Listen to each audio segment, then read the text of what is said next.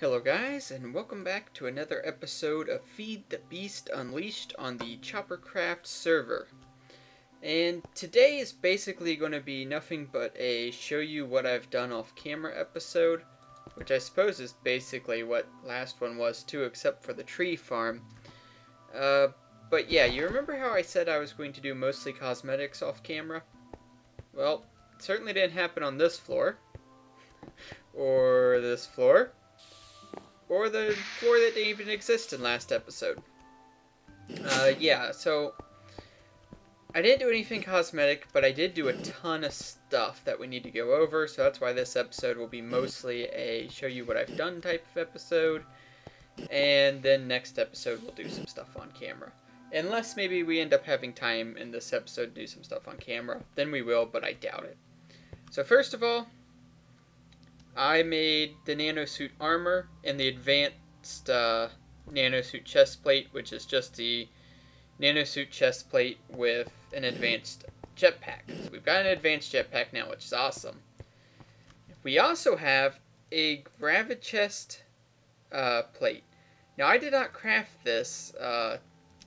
Tainted Cake gave this to us. I found an extra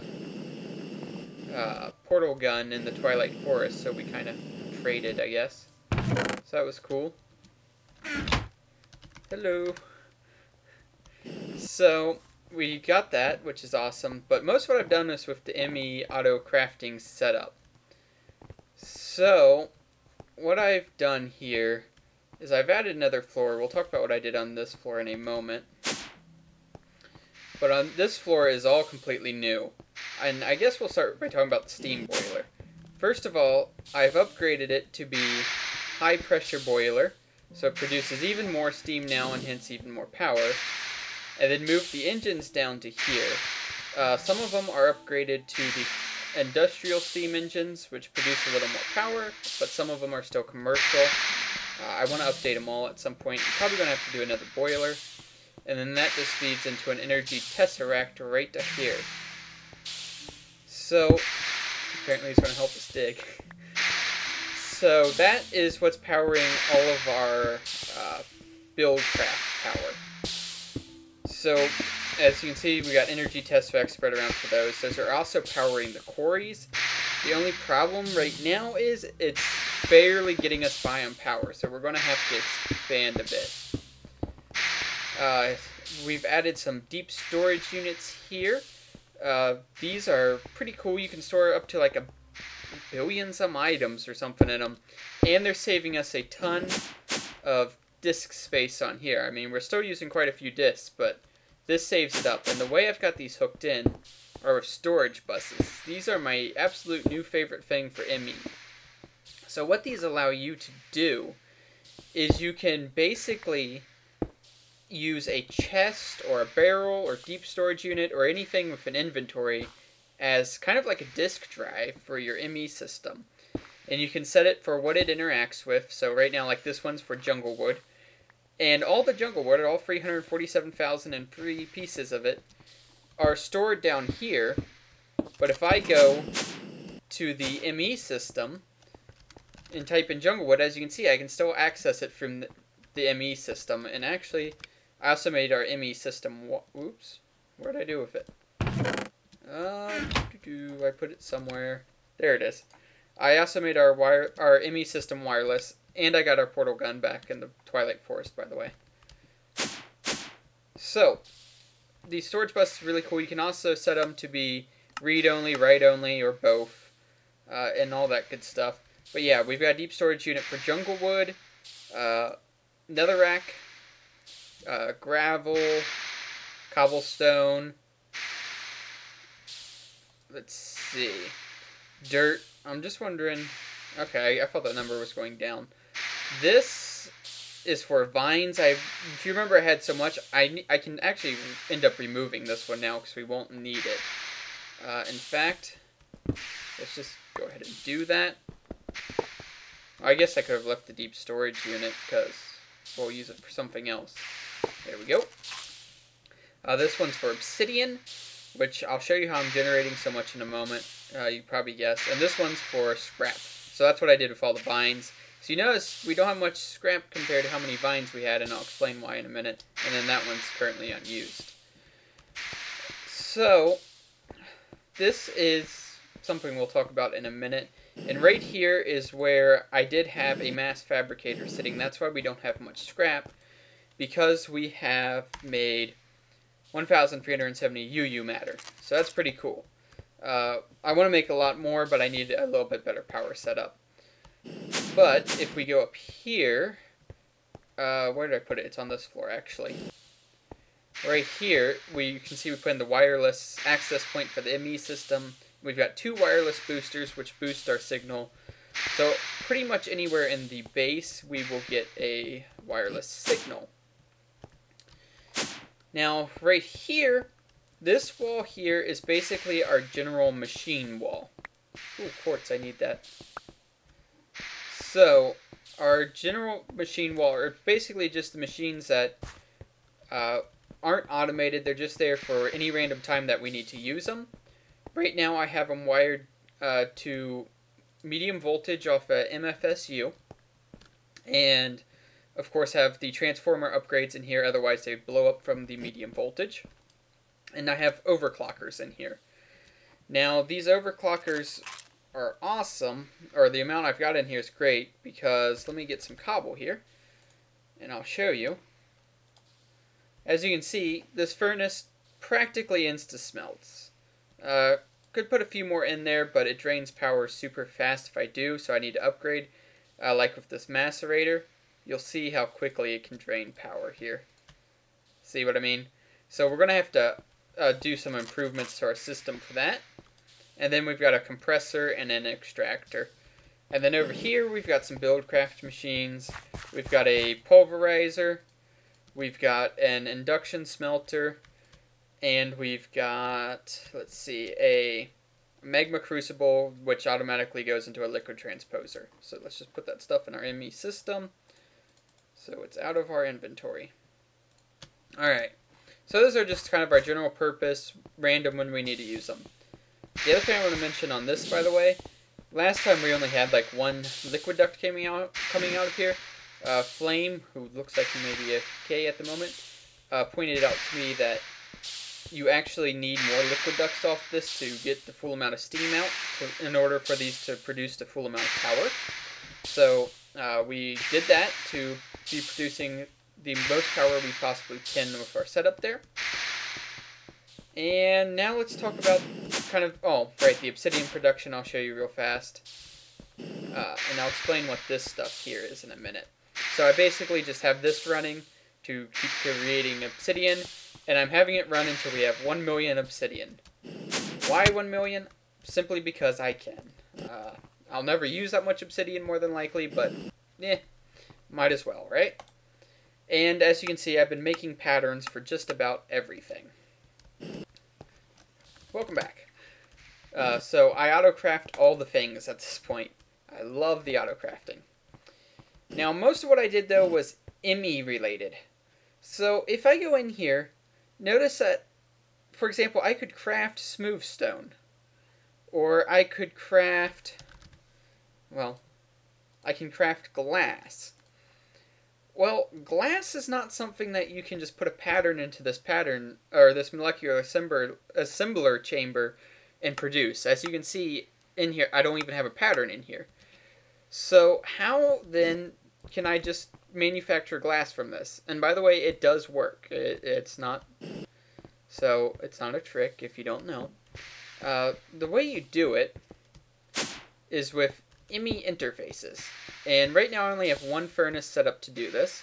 I eventually want more so that it's a little less, you can get a little bit less backed up in the system when you're autocrafting stuff.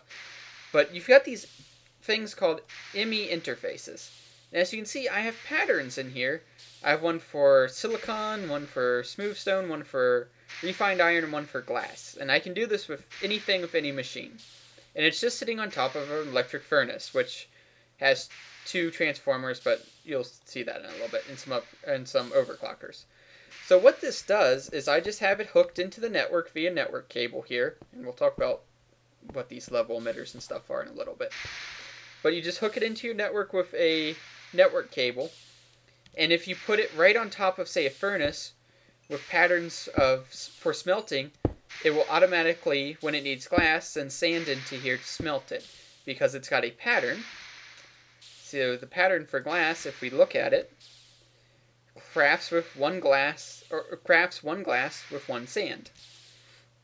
So it's really cool. You can do that, and you could set it up on like a macerator and have a pattern for, say, quartz dust, or to make sand from macerating or whatever. How do you make those patterns? So, because if I take a piece of sand here, so if I take a piece of sand and I put it in here, nothing happens. There's nothing here. And that's because to make these in your pattern encoder, you just tell it what it will make, and then you'd hit encode and you would have your pattern for your glass. And by the way, if you didn't know, if you right-click these with them in your inventory, it will clear the pattern out for you. So that's one of the things I did. Another thing I did here with the ME, if you recall last episode, we set it up to where we are automatically creating charcoal and exporting it into our steam boiler. And I said it would be really nice. I want a way to make it to where it stops producing charcoal after we have so much of an inventory built up, because there's no real point in having so much, and it was going to use up all our jungle wood. And I said I didn't know of a good way to do it with ME. Well, I figured out a way to do it, and the trick is these level emitters. So this is our induction furnace where we make the charcoal by pumping in the jungle wood, right? Well, what I did is I upgraded our export bus, which exports the jungle wood, into a precision export bus. And the reason it's precision is, one, it's faster than a regular export bus, but that's not really necessary for this system. It doesn't really matter of speed with this. But as you can see, redstone mode active when there's no redstone signal. Okay, so as long as this isn't receiving a redstone signal, it will be actively exporting in jungle wood. That's just lovely. How do I emit the redstone signal to stop it when I have so much? Well, these level emitters, I can say, I want to see how much jungle wood I have in the system. In this case, I'm saying, actually, that logic is flawed. That should be charcoal, not jungle wood. Not jungle wood. And 10,000 is way overkill. Let's do 5,000, which is still overkill, really, but that's okay.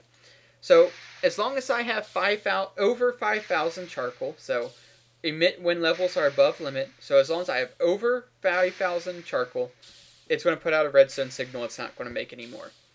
Now, once I fall under 5,000, so 4,999 charcoal, it's going to power off the redstone torch there, and it will make more charcoal.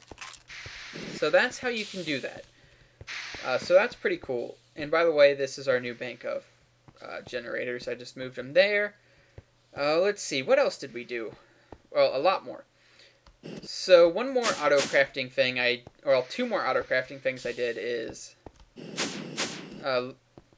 for overclocker upgrades, I got it to where I can overcraft them. Or overcraft them? No, autocraft them. But if you look in here and look for an overclocker upgrade, it needs these 10K coolant cells, which use water cells. Which, again, is not something you can just stick in here and have it autocraft. I don't know what he's talking about. Where is he? What? So you can't just have him autocraft it. I'm kind of curious what he's talking about now. And put what thinner? These pants.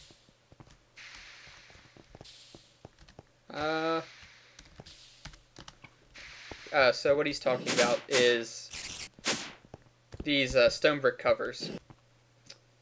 I just use those to cover up the wires. So, yep. You can do them thinner, and I probably should because it saves on materials, so probably should do that. Now, over here, we've got a liquid transposer set up, and we've got liquid duct here. So the liquid duct, I just use a liquid duct off an aqueous accumulator because I need to pump water to both these machines. You could just sit this directly on top of an aqueous accumulator. So, and it's set up with water. So anything that goes in here that's capable of being filled with water will be filled with water. And that's getting really obnoxious standing here.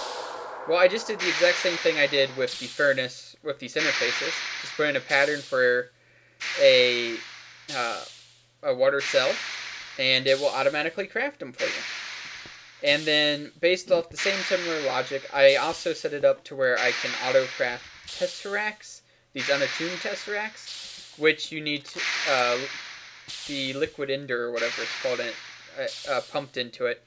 So the way I did that is very similar. First of all, I've got the magma crucible, and I just have it always export out ender pearls into here. So both these will just always be filled with it.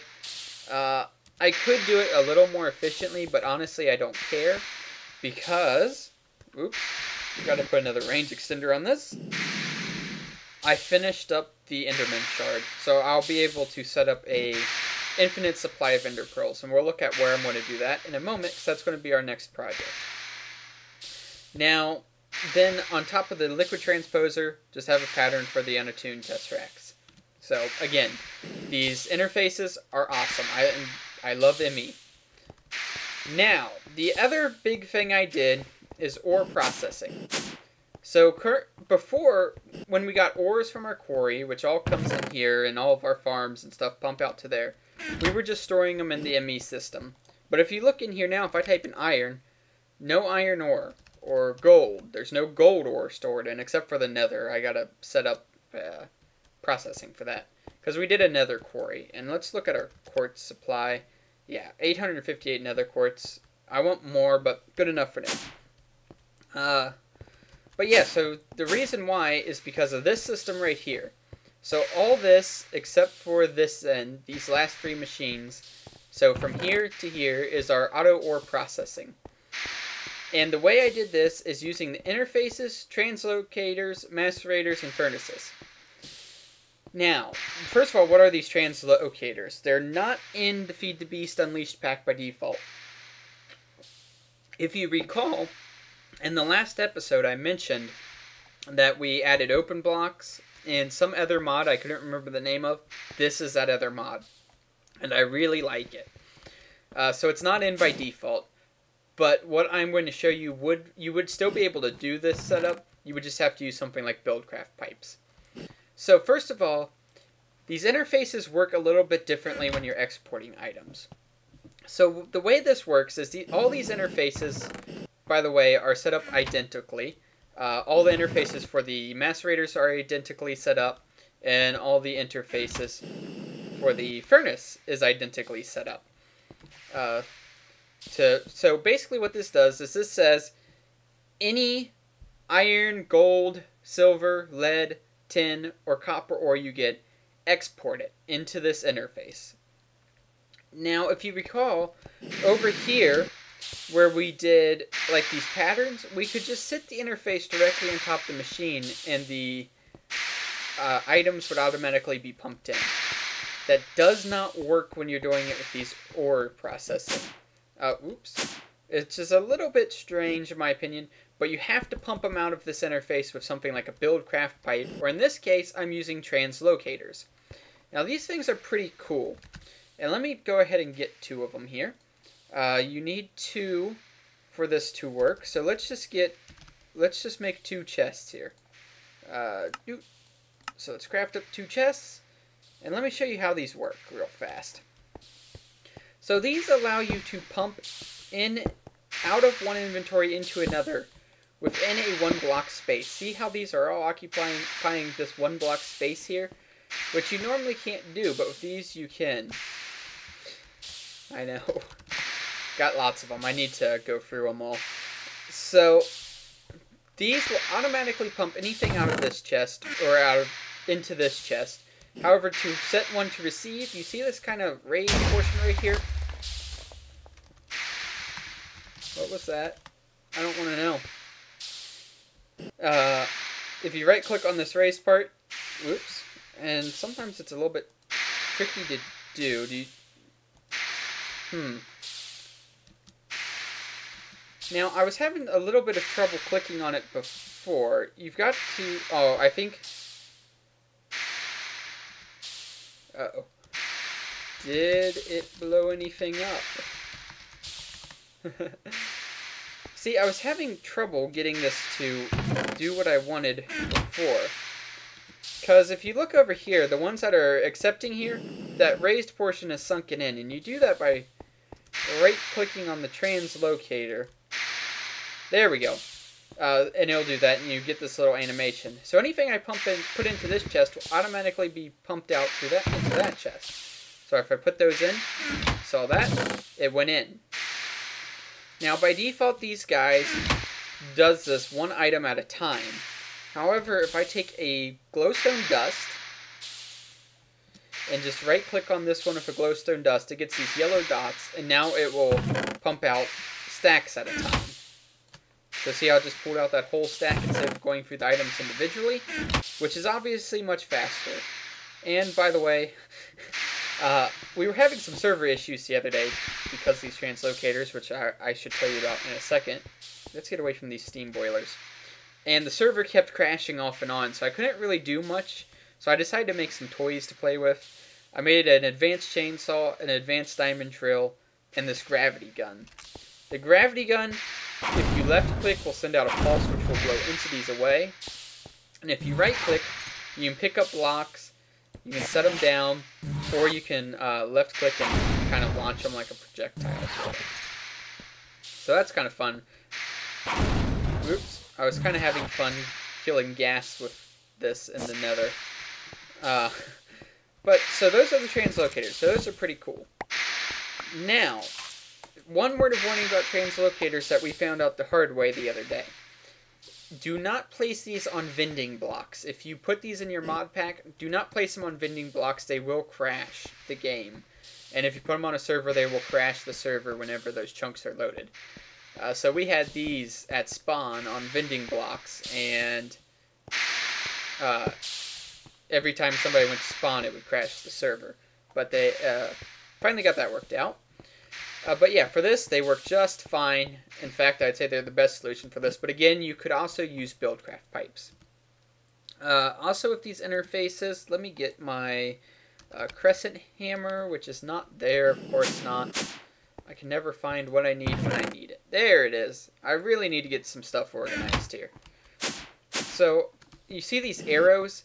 That's telling you which way it's going to pump out. So if I just right-click it on, like, with a crescent hammer, I can change this. Oops. Come on. I can change the arrow direction, and the reason you change these is it just ensures that these interfaces won't interfere with each other at all. So it ensures that, like, this interface will not pump into the interface next to it, but instead goes into that. For this setup, I don't think it would matter either way, but better safe than sorry. And then all the ores come in here and get macerated, and the dust, we've just got, if we come back here, we've got import buses on the back of all these. So everything gets imported in, and then over here we have the same setup, only instead we are pumping out the dust and smelting them into the ingots. So from here to here is our ore processing. This is our temporary smelting auto-crafting setup. So what are these two things? Well, this one was set to accept rubber, raw rubber. I had a MFR rubber farm set up. And as you can see, I built up a decent amount of rubber and saplings there. I took it down because we're going to move it. That's going to be part of our next project as well as the Enderman. But yeah, all the raw rubber I would pump in here and cook into the rubber bars. And again, I used a level emitter, so I could say once I get over 100,000 rubber bars, just stop and keep the raw rubber. Yeah, I wanted some raw rubber because I'm using that to make sticky pistons and some auto-crafting, so that's why. And then this is our recycler. This is automatically receiving the vines from our tree farm, our jungle tree farm, and turning it into scrap, which we are up to a little bit over 3,600 scrap. So So I need to put the mass fabricator back down. And the mass fabricator just sat here. Import bus, export bus to export scrap, and MFE. See ya. So yeah, that's the auto smelting and all that, and our current ME setup. Pretty happy with that. Let's see, is there anything else I did right here? I don't think so. So let's go up. That's not all I did. This, oops, is for our future project. It's something we're going to need. We're going to need to make these singularities, which, as you can see, needs 256,000 items, which isn't a problem. I'll probably just do it with, like, cobblestone. As you can see, I got plenty, 407,000. But I need more quartz before I can build what I want. I'm down to 21. We're going to build some quantum network bridges, and you'll see why when we talk about our next project. Oh, and I also had to upgrade our ME system to run off an MFE because a bat box was not pumping out power fast enough anymore. So I upgraded that. Let's see. I haven't upgraded this, but I'm going to have to make it bigger at some point. Up here. Oh, I can't remember. Did I have the blaze spawner in last episode? Or the shard? I got a tier 5 blaze shard. I just did that from spawners. I didn't actually kill hardly any blaze. I beat a Naga. I did record it, but I'm not going to bother putting it in or anything because it was really boring. I wanted to see how overpowered the gravity chestplate is. And yeah, I killed it with a sword and took like half a heart of damage. And if you don't know what this gravity chestplate does, it basically gives you creative mode flying.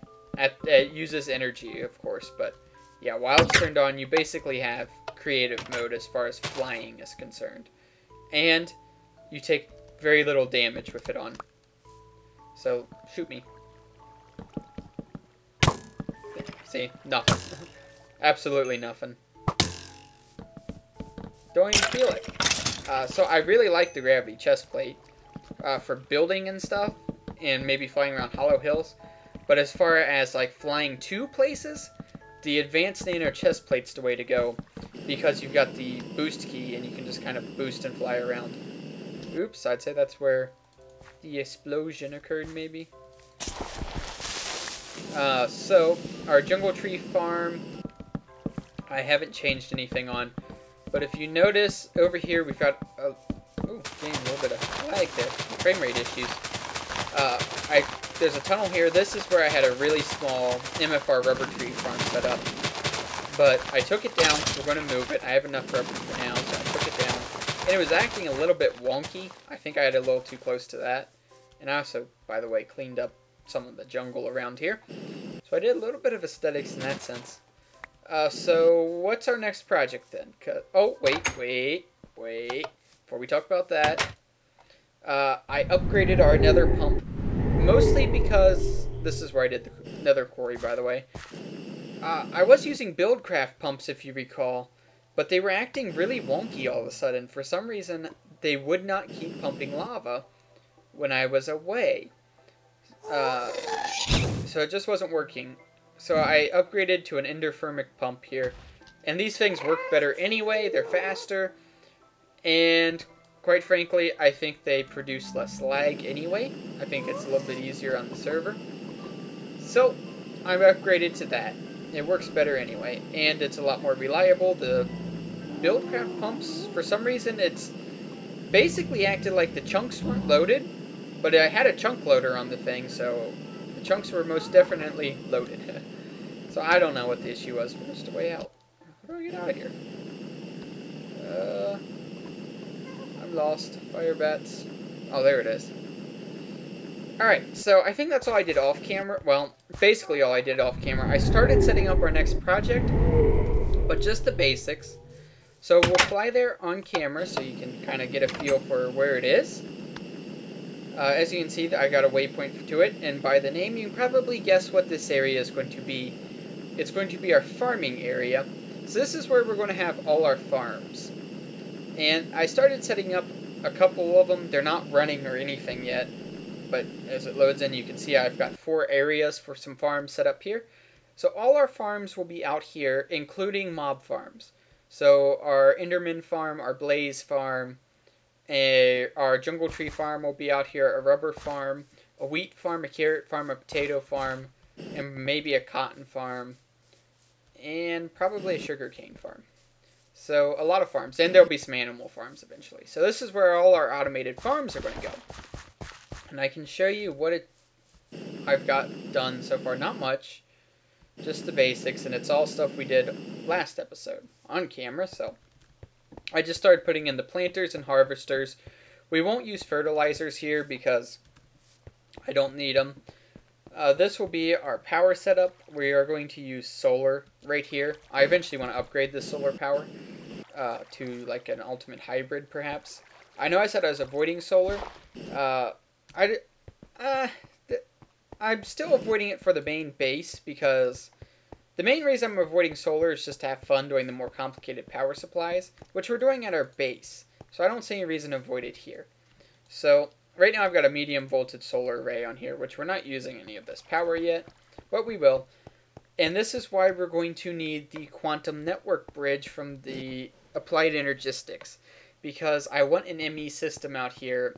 I want all this hooked to our ME system, but obviously I'm not going to run a network cable 347 meters long over here. So yeah, we're going to use the quantum network bridges, which will allow us to have a ME network here and an ME network at our base and have them linked together and talk to each other, basically as one giant network. So that's what this is. I'll probably do the Enderman farm off camera because Grand Page was trying to buy my Enderman shard off me, and which I don't want to do because I need the Ender Pearls. So instead I just offered him unlimited access to the Ender Pearls. So I'm probably going to go ahead and set that up so I can hook him up with some Ender Pearls, and I could use them as well. So I'll probably do that off camera, but it's nothing exciting. It's just, you know, an Enderman trap. It's not exactly complicated. And right now, this hooks, I've got Ender chests for our main ME system, but if I'm going to use the quantum network bridges, I might as well take these out and just have them import into the system that will be over here. So yeah, that's going to be our next project. We'll work on that next episode. I'm not quite sure how long this episode has run, but I have a feeling it's pretty much about time. Regardless, I'm just going to go ahead and call the episode now. Next episode, we'll work on doing some stuff over there. And I'll probably do the Enderman farm tonight, perhaps.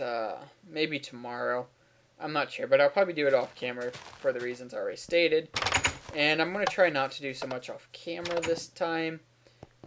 I did a lot. Is anyone on even? Yeah, a few people. I think they're both new. I know Juice is new. I don't know if Autocrafting,